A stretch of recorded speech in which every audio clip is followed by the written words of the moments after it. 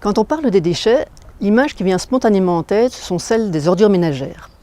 Et face à la crise mondiale des déchets, la solution qui est traditionnellement invoquée, c'est tout simplement de mieux gérer nos déchets. Mais face à cette affirmation, il y a quand même lieu de décoder un certain nombre de présupposés. Alors, le premier d'entre eux, c'est tout simplement de savoir ce qu'il y a derrière les déchets. En fait, les déchets ménagers, et plus largement les déchets municipaux, cela ne représente que 3% de la production mondiale des déchets.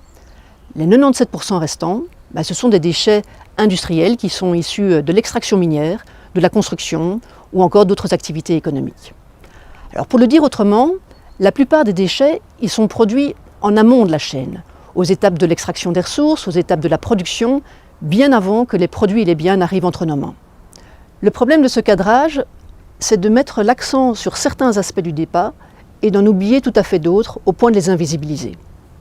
Les êtres humains sont naturellement gaspilleurs. Alors cette affirmation, elle est totalement fausse. La notion de déchet en tant que résidu inutile qui serait destiné à l'abandon, en fait, elle n'existait pas dans la plupart des sociétés jusqu'à la fin du XIXe siècle. Et aujourd'hui encore, ce que l'on considère ici comme un déchet va être considéré ailleurs comme une ressource. L'invention du gaspillage, en fait, c'est un tournant décisif de la modernité industrielle, avec l'obsolescence programmée, avec la culture du jetable ou encore l'invention du plastique à partir des années 50, on a eu un accroissement sans précédent des volumes de déchets. Et donc c'est là qu'on se rend compte que les pratiques qui sont liées aux déchets, elles varient quand même sensiblement selon les lieux et les époques. En fait, les déchets et la pollution ne sont pas des accidents ou des défaillances des systèmes industriels.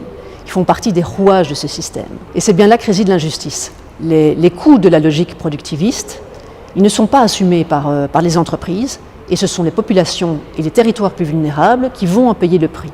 Alors un exemple concret. Jusqu'en 2017, la plupart des pays hautement industrialisés envoyaient quasi quotidiennement des milliers de containers de déchets vers la Chine pour être recyclés.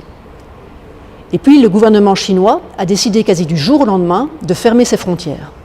Résultat des courses, ça a été la panique sur les marchés mondiaux.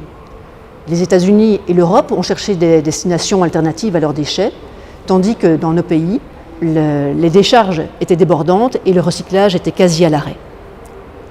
Alors cette crise a montré plus qu'aucune autre que le recyclage mondial était loin d'être reluisant et reposait largement sur le transfert des nuisances vers les marges du monde. Le recyclage est souvent présenté comme une solution miracle, mais elle pose problème au moins à 3 niveaux.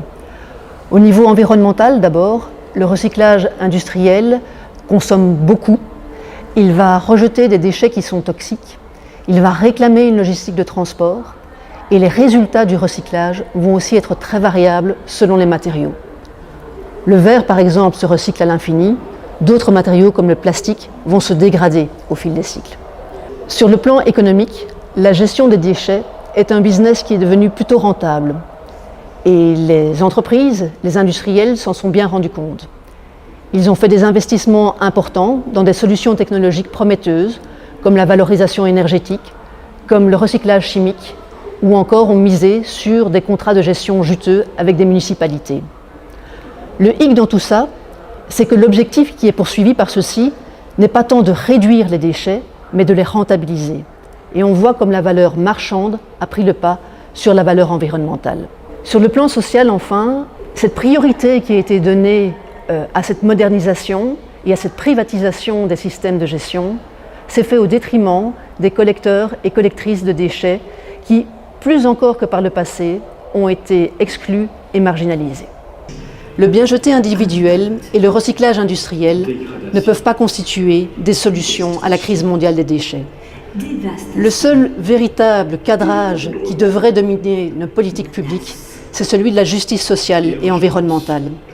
Mais pour cela, ça exige quoi? Ça exige de rompre avec les logiques productivistes et avec la consommation effrénée. 1, il faut réduire l'extraction des ressources.